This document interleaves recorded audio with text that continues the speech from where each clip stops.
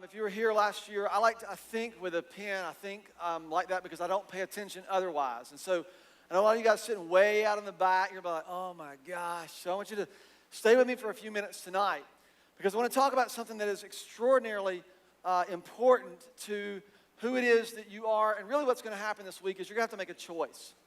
You're going to come in, you're going to have to decide what you're going to do about what you hear, the experience, whether it's about the girls or just being away or whatever it is. But I want to talk about this idea of pressure. And so if you're taking notes, I want you to write pressure at the top of your outlines, or the top of your piece of paper. We're going to look at sort of the condition of our heart. One of the things we're going to do, we're going to look at the condition of our mind. Sort of another thing we're going to do. And then we're going to talk about how our eyes impact what happens to our heart. We learn all the time, and if you don't think about what you're thinking about, you're going to be in trouble. Let me give you an example of this, all right?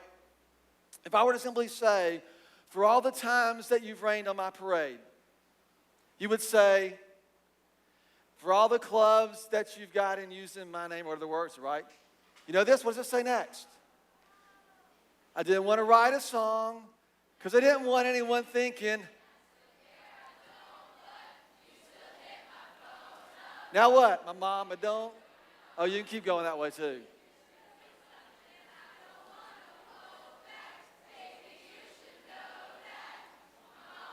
Everybody.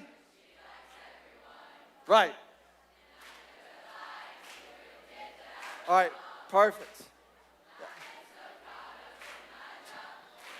See, I got it. Perfect.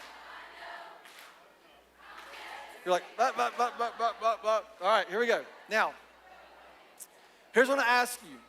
How many of you guys ever made flashcards to learn that song? It just happens because you sort of are alive. You're alive and something happens in your mind that causes you to know every line of that song and to sing it like nothing. And most of you are going, some of you are going, I didn't know what that was. You kind of, we're all here together now. And something happens in our heart because when you're 45 like me, in just a few years from now, you're going to be singing that song. You're going to remember that song. It's going to be somewhere stuck in who you are. And what happens to us, if we don't pay attention to what happens to our hearts, the pressure in your life will crush you. Every single one of you deal with some kind of pressure in your life, I assume. I assume when we think about pressure at 10:30 on a Saturday night, we're kind of trying to go, I'm just trying to figure out how to get off the bus and how to get here and how that. What kind of pressures are you under? You're going to work in your small groups trying to identify these things. For some of you, the pressure might be just about, hey, I went in from my 6th grade year, my 7th grade year. There was some pressure from some friends. They started to talk differently than what they had said, and I had to make some decisions about how I was going to represent myself and what I was going to say, how I was going to fit in. For some of you, the pressure is maybe in your families because something has gone really south in your family, and you feel tremendous pressure for what is going on with your mom and your dad. That's the reality. About 1 out of every 2 of you deal with that. So for some of you, it's a relationship that you have with a boyfriend or a girlfriend. For some of you, you're trying to figure out like, man, I've got these weird attractions in my brain. And I've seen some stuff on the internet or on Instagram or somewhere else that I can't get it out of my head. And so I'm trying to figure out what I believe or what I feel about these things. And there's pressure that you feel to deal with this. And all of us have pressure. And what I want to tell you over the next couple of days we have together is that if you don't have a foundation that can support the pressure, you will be crushed.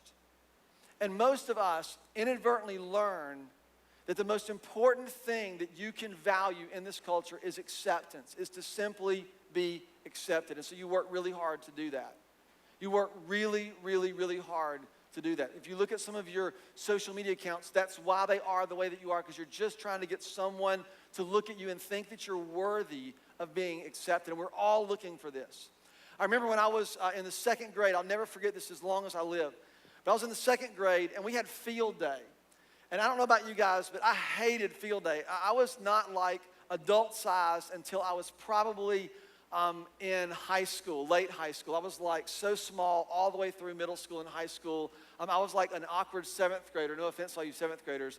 But I was an awkward 7th grader until my senior year of high school. And actually probably was more awkward than I thought I was. I just got kind of used to it. And so I was in 2nd grade. In field day, you signed up for the events.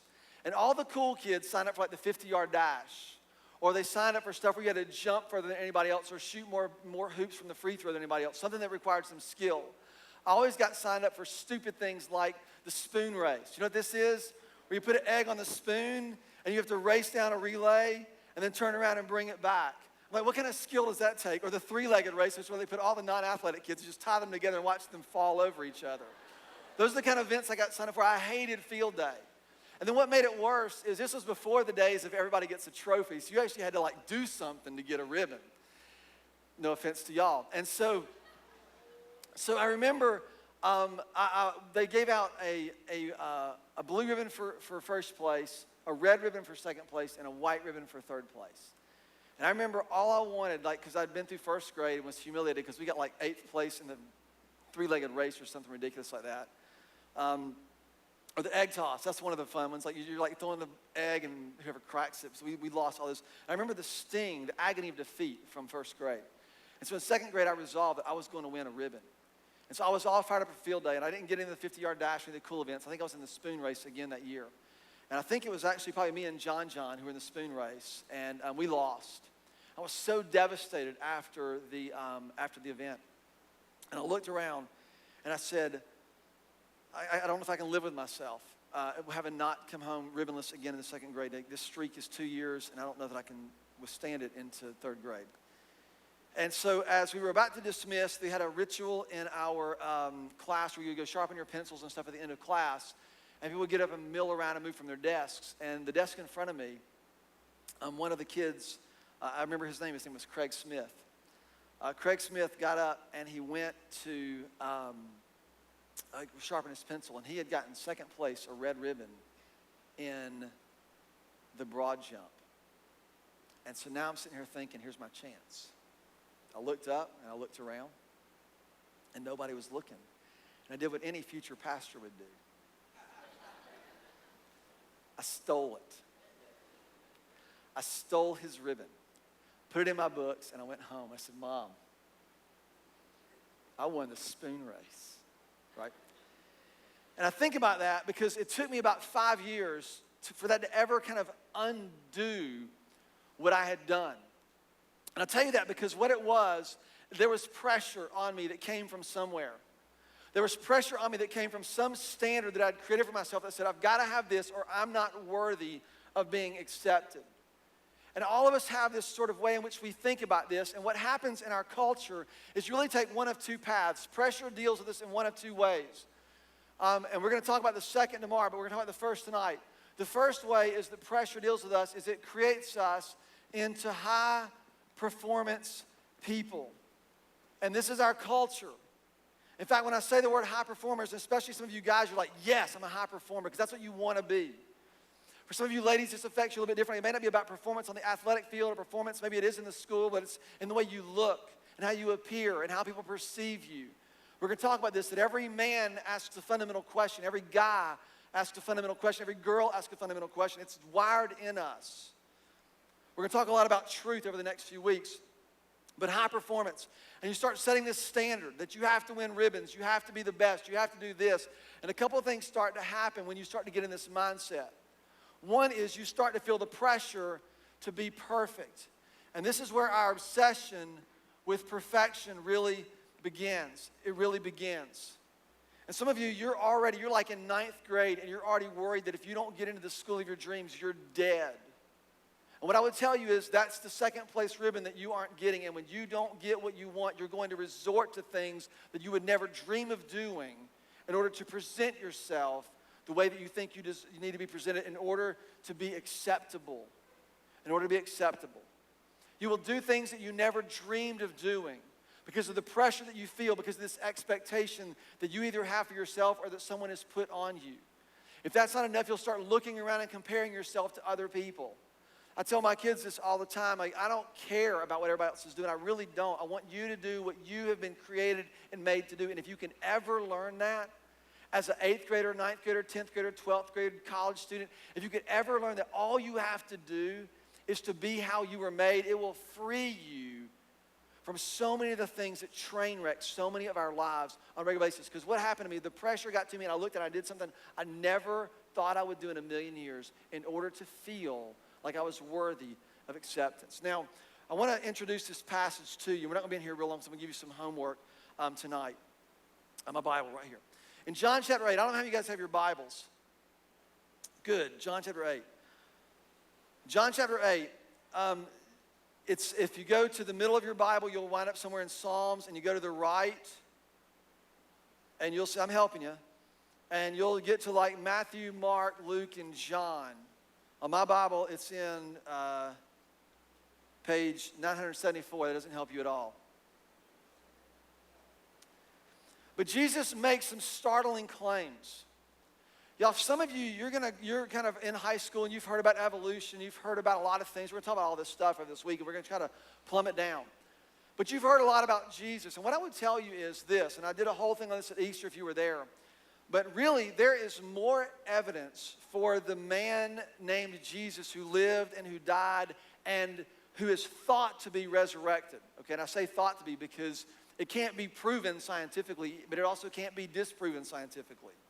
So it's something you have to either trust in or you distrust. But the reality is the evidence is there for you to look at and realize this man lived, he died, and he created a movement that reaches us today because of his claim of resurrection. And what Jesus would say is he would say things like this. People say, oh, Jesus was like a good teacher. Jesus would say things like this to the Jewish people who were law keepers. They had a system that they lived by, and they were law keepers, and they kept the law, and they believed in God of Abraham, Isaac, and Jacob, and he had called himself I am. When Moses was going to lead the Israelites out of Egypt, he said, hey, God, can you tell me who's sending me in case Pharaoh asks who's sending me to let all the slaves go? And God said, you tell him that I am sent you. God gave Moses his name, I am. And so the Jewish people knew that God was I am. And in fact, you didn't even write the word. If you were a Jewish person, you didn't even write God. They used the word Yahweh, which was the translation for I am. And they would not write the vowels so that they didn't use the Lord's name in vain. They wouldn't even write his name. In fact, if you go and you see Orthodox Jewish people today, they'll often write G-D. They will not write the name of God out because of this reverent fear of God's name.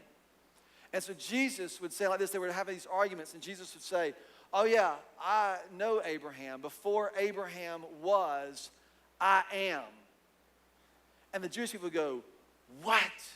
Like we don't even write God, and you're saying you are God. That's the kind of stuff that Jesus would say. So Jesus wasn't necessarily a good teacher as much as he was claiming to be God. He said things like this. He would be standing up, he says, you know what? I saw Satan fall like lightning in the beginning. So he's talking about when Satan got kicked out of heaven. Jesus said, oh, I saw him fall like lightning. And you can imagine if you were standing around listening to Jesus talk, you're going, when was that? Because surely I would have seen something on my feed if that would have gone down. And he's talking about the fact that he's always been. He would say something like this all the time. So he's always creating sort of a rift with these religious leaders. And in this one part in John 8, he's been through this whole sort of teaching about this, and he talks about that you're going to understand that when I'm lifted up, when the Son of Man is lifted up, you're going to see that I and the Father are really one. He was talking about his death, his crucifixion. And so here's what he says in verse 31 of chapter 8. And you might be familiar with this verse. It's a really famous passage. And Jesus says to the Jews who believed in him, Jesus said, if you hold to my teaching, you are really my disciples. That's what my version here says. The better translation says that if you abide in my word, you are really my disciples. It's not just if you hold fast to my teachings, but if you abide in my word. We're going to talk more about that in just a little bit. You're really my disciples. Then you will know the truth, and the truth will set you free. There's something you know. If someone walks up to you and says, hey man, put this on that'll make you look cool, it implies something, right? If you said, hey Mike, I want you to put this on because this will make you look cool, it implies something. It implies that in your current condition, you don't look cool. So when Jesus says to them, you'll know the truth and the truth will set you free, he's implying something. He's implying that you aren't free, and they pick up on that cue. And they say back to him, they answered him, we are Abraham's descendants. We have never been slaves to anyone. How can you say that we shall be free? Now, interestingly enough about this, the Jewish people had been enslaved in Egypt and in Babylon. They've been in captivity. They've been in captivity multiple times. They had been slaves before. They had just forgotten. We're going to talk more about that too this week. We've been Abraham's descendants. We've never been slaves. And Jesus replied, truly I say to you, everyone who sins is a slave to sin. Now, a slave has no permanent place in a family, but a son belongs to it forever. So if the son sets you free, you are free indeed. I know that you are Abraham's descendants, yet you are looking for a way to kill me because you have no room for my word.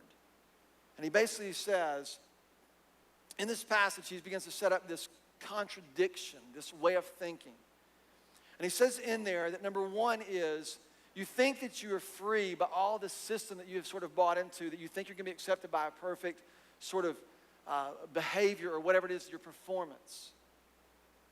And he says, but unless I set you free, you will never be free. And he begins to sort of make this thing, and what a lot of you guys, a lot of us who grew up in the church start to think is this, that sins are the bad things that I do, and if I do these things, then I'm a slave to sin. And that's not exactly what he's talking about. What he's talking about is that you can't perform yourself into acceptance. Well, the last statement he makes in there when he says that you seek to kill me because my word has no place into you. If you abide in my word, then you are my disciples. Then you will know the truth. You will know me, and the truth, me, will set you free. If the Son sets you free, you are free indeed. He's driving us to understand something that you have to understand, because a lot of you are going to sit here and try to go, you're going to make decisions about all the different things that you're struggling with in your life. And here comes this promise of freedom. I'll tell you, there's nothing more precious to me in terms of what Christ has done is the freedom that I have found in every area of my life. And this does not mean perfection. What it means is there is a place where there is authenticity and a real relationship with him that affects every single thing that I do. And I want for that to be the case for you as well.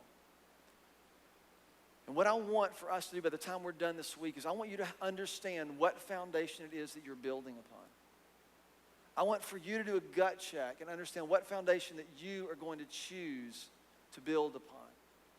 Because what you're looking for is what are you going to need to do in order to be accepted by some group of people, by some standard that you've sort of established for yourself or someone has established for you. And what I want for you to see really by the time we're done with this week is this right here. That the truth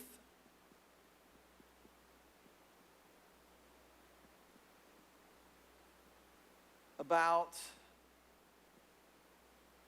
being accepted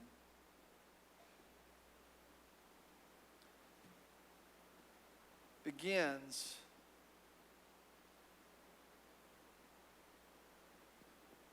with an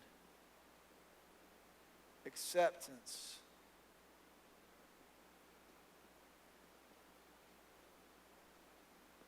of the truth.